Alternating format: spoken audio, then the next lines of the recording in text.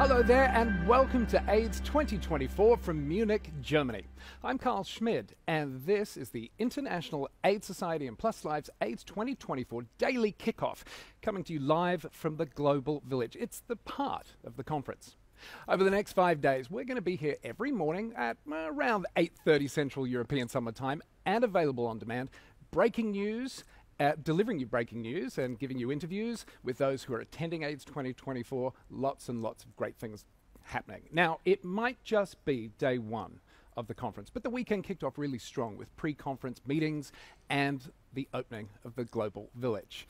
We'll bring you those highlights in just a moment, along with our special guests who are joining me in the Plus Life studio, IAS President Sharon Lewin, activist Davina Conner, and the internationally adored content creator Willmore. We're going to be chatting about this year's theme, putting people first. It's the theme of this year's conference. But first, let's take a look at some of the moments from this weekend here at AIDS 2024. What better way to start a conference with the theme of putting people first than with a gathering of people living with HIV? Living 2024 took a deep dive into the U equals U, undetectable equals untransmittable movement, from a grassroots campaign to a global mandate. What we're seeing is that more and more people are understanding the power of U equals U, not only for people living with HIV, not only for our lives so that we can live and love and have babies without any fear, but also for all 95 targets, for our goals to end the epidemic.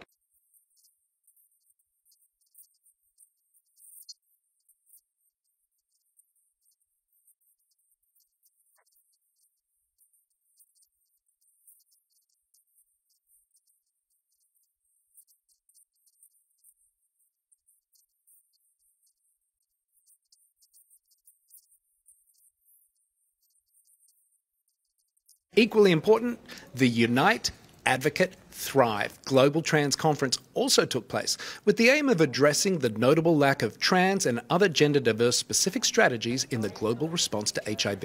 It is essential that we put and give life to policies that give us voice and a place at the table to be part of decision making. Where I put my hope today and where our collective effort should be going right now is to ensure that by 2030 and beyond, the people who have the means to make the change are the people most affected by HIV, key populations among other population, trans and gender diverse people.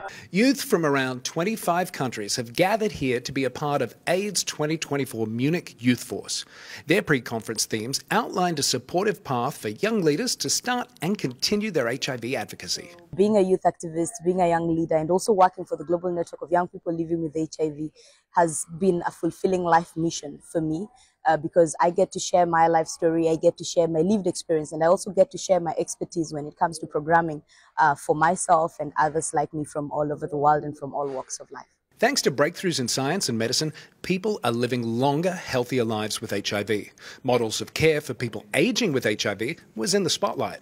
People aging with HIV are often forgotten, so I think we need to shine a lens onto that older group of people that sometimes could be missed and who often have very complex and specific needs. For many of us as we grow older with HIV, HIV itself isn't the problem, it's the other issues. So I'm really pleased to see today that the healthcare professionals were discussing these other issues and actually making time for conversations around that. And we need more of that. And one of the big highlights of the weekend was the opening ceremony of the Global Village. Often described as the heart of the AIDS conference, and now in its 20th year, it's where communities from all over the world connect, share and learn from each other. And it's free and open to the public. The Global Village has been an integral part of the International AIDS Conference since 2004, which took place in Bangkok, which means that excitingly this year we're celebrating the 20th anniversary of the Global Village. It is the place where communities come, they celebrate, they do a lot of exhibition, a lot of informative things are there which one can visit and see. Just to meet someone that's doing something similar or the same thing in their community, which may bring different values, is just so much warmth because you know you're not in this world doing it by yourself. People fighting for the same cause, speaking about the same thing, so we're all linked and we're all joined together. So, as you can see, there has already been a lot going on here at AIDS 2024, and we're just getting started. Here's a look at what we're expecting on day one. AIDS 2018 was a pivotal moment for the U=U movement at the conference in Amsterdam. The messaging of undetectable equals untransmittable has been a game changer and a lifesaver for so many people living with HIV. This year, class is in session with the first ever U=U University. I'm really excited about seeing more and more advocates taking this on as a tool in advocacy in order to really expand health equity. This U=U University, even though it's embedded in a community message, is an opportunity to bring us all together in one place to learn about U=U for different populations, for diverse geographies, and to adapt it. How can strong leadership and smart investment help reduce HIV-related stigma and discrimination? That and other questions will be answered at a special session organised by the International AIDS Society in collaboration with the Global Partnership for Action to Eliminate All Forms of HIV-related Stigma. Those conversations are important because it really gives us a view of what IAS is thinking about when it says that they're putting people first and how they are putting people first. I think living with HIV, it's important for me and other people in our community to know and to challenge them. And AIDS 2024 will officially be opened with the opening ceremony taking place later this afternoon. I think it's going to be a great ceremony because we have great people on stage. It is a huge room, so we have a lot of spectators, and the Chancellor of Germany is going to attend as well. He's going to be on stage as well. So I think overall it's going to be a very classy, very glamorous opening. I can't wait for the opening ceremony. I'm very excited about it, and I know somebody else who will be quite excited about that, IAS President Sharon Lewin. Good to see you. Good to see you too. What can you give us a little tease of the opening ceremony? Well, some great entertainment, local Bavarian gay dancers, very cool, in a sort of lederhosen outfit, and the Chancellor of Germany. But yeah, I mean, so that's pretty good. Some pretty big guests. And speaking of big guests, joining IAS President Sharon Lewin, I've got the adorable Zach Willmore, welcome, and Dee Conner. Lovely to have you here. I'm so glad you are here for our very first show. The theme this year of the conference is putting people first. Sharon, how did you come up with this theme? Why? The theme is a great theme to focus our efforts right now, and that is because we have science that can make a huge difference to treating and preventing HIV, but we need people at the centre of the response because we need to have people fighting for human rights and all the barriers that we currently have to getting access to the things that we know work. Yeah, and you know, Dee, as an activist, someone living with HIV, a big champion of the U=U movement, when you hear Sharon say that, how important is that for you and the idea that we need to be put first, those of us living with HIV? No, it's so important. Thank you for using that as a theme. Putting people first, living with HIV, it's our health comes first. That's number one, is our health. Our health, prioritizing people who live with HIV. And when I say prioritizing, it's because it doesn't seem that we're getting prioritized like we need to. So when you put us first, you're putting us first when it comes to our health. You're putting us first when we're taking our medication. If we don't take our medication, we can't live healthy lives. And of course, I'm going to speak a little bit about U=U because that falls into that when I think about it. And if we're not talking about U=U with people who live with HIV, how can we get to ending or lessening the transmissions of HIV? So important. Hey, Zach, this is your first conference. Yes, it is. Welcome to Munich. Thank you. I followed your journey on the aeroplane. Your hair never looks bad. Your hair is always perfect. You are so sweet. Thank you. Honestly, check the socials. But for you, what does it mean to be here? You know, you've been really vocal since you were diagnosed with HIV. What does it mean to now be a part of this giant conference? It honestly, I feel the energy radiating as soon as I step into the building. There's so many powerful, so many wonderful people here. It's such an honor to be here. I never in a million years thought that by publicly sharing my journey that I would have an experience like this. It's more than money can ever buy because the experiences, the people that I'm meeting here are just so, they're just so amazing. Yeah, and especially here in the Global Village. Zach, you know, we say at Plus Life all the time, we're turning positive into a plus. for you on this journey, how has that been? How are you enjoying the positive into a plus experience and living proudly and openly with your status? Living proudly and coming out with my status has been probably one of the best things that I've done for myself. Originally when I was keeping it to myself, which wasn't very long, but it was hard because I felt like people were already suspecting something. I felt like I was trying to keep something inside of me. It was so much harder. And through speaking my journey, I've met so many people who have also shared their stories with me. It's made it so much easier for me to come to terms and for me to process this diagnosis. But also, it's been nice to feel almost a part of a community. And through opening up, I really have met some amazing people that otherwise I would never have.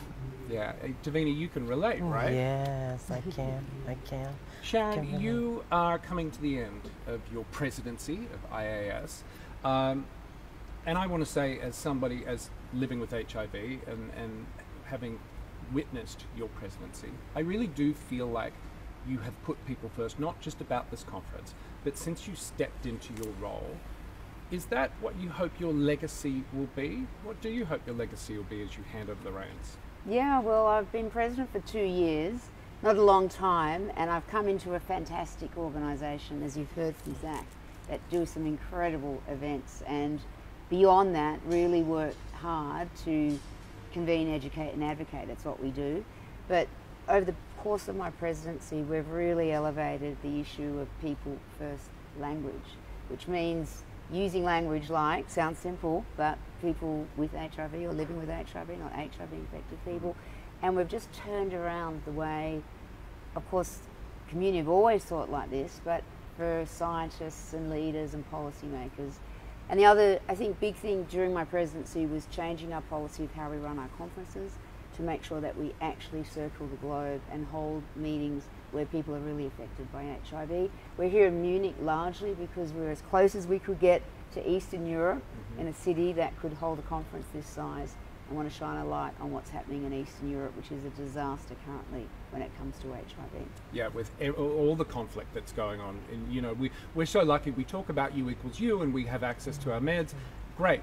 But what happens if suddenly war breaks out and you can't get your meds anymore? I mean, I think about that and it terrifies me. Yeah, or even worse, you have policies that criminalise drug use, that criminalise gay sex, and all of that means that you can't get public health messages to people.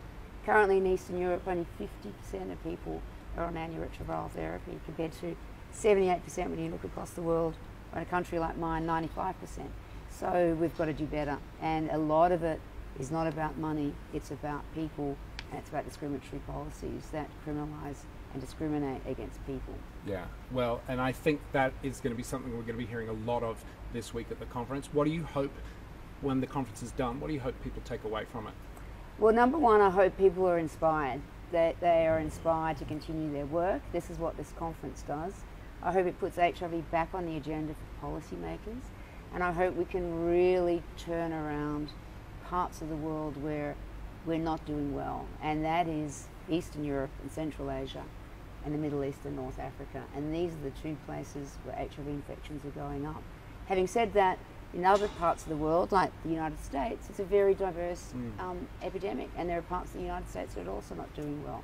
So these are things we want to turn around at the end of the conference. Davina, what are you hoping for this experience? What do you hope to take away when you leave at the end of the week? So when I come to conferences, I try to gain all the knowledge that I can so I could take it and take it back to my community. And just making those connections with people from other countries is a huge thing for me. Just coming together, you know, just coming together with other people with lived experiences. Zach, what about you? What do you hope that you gain from this that you can share with your online audience of all those people that follow you? I want to take in a broader experience. I want to take in all the knowledge. Thinking of that, piggybacking off of what Dee said, I am trying to go to as many events as I can just so I can soak it in. I want to share with people why it's important. As you probably know, in the US, there are more and more laws that are being passed right now about LGBT sex education specifically. So I want to show people back in the States why it's important and why it matters. Because at the end of the day, by educating people, we are saving lives. Absolutely. Any advice for, and Sharon, any advice for Zach, the newbie at the conference, on how to get the most out of the conference experience? First of all, keep the same energy that you have. Don't change who you are. Like you just said, get all the knowledge you can, learn everything you need to learn, because that's what I did. And you're up for the stars after that. Just soak in everything. Soak it all in. Yeah, I'd say be yourself, tell your story, and learn from others, inspire others. But also, you're in an environment that you can soak up all this knowledge, simplify it, and speak to people that relate to you.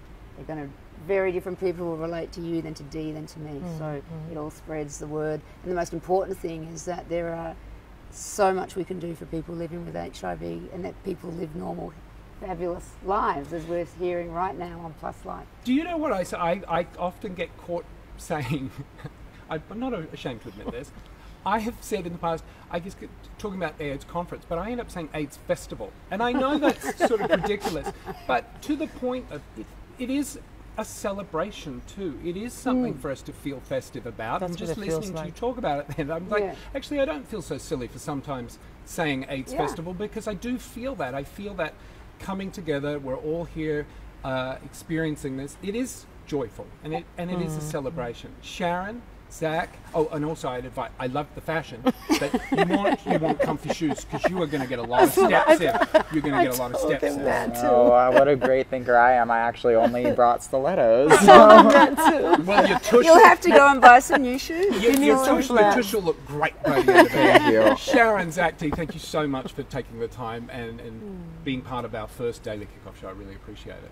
That is going to do it for this morning's International AIDS Society and Plus Life's daily kickoff show. We'll be back bright and early tomorrow with the latest highlights from the next 24 hours here at the conference, as well as a roundtable discussion with some activists and influencers and how they're using their social media platforms to bring about change and fight HIV stigma. Now remember, if you want to share your thoughts on the discussion we just had or anything else related to the conference and HIV, be sure to like, follow and share us. We're at Plus Life Media across all social platforms, and you can use the hashtag AIDS2024PlusLife. And if you're here attending the conference, be sure to stop by the Plus Life studio here in the Global Village, where you can share your HIV story. We'd love to hear it. From me and the entire team here at Plus Life, I'm Karl Schmid. Thanks for watching. We'll see you tomorrow.